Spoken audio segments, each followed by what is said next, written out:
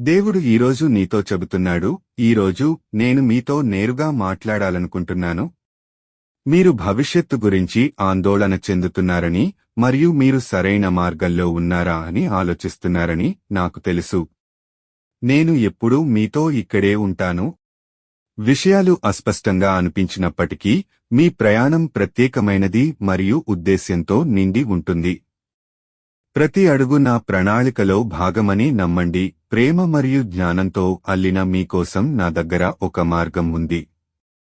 మీరు కోల్పోయినట్లు అనిపించినప్పుడు నేను మీకు మార్గనిర్దేశం చేస్తున్నానని గుర్తుంచుకోండి. మీరు ఎదగడానికి మరియు బలంగా మారడానికి సవాళ్లు ఉన్నాయి. తెలియని వాటికి భయపడవద్దు. నేను మీతో ఉన్నాను మరియు నేను ఇప్పటికే మార్గాన్ని సిద్ధం చేశాను.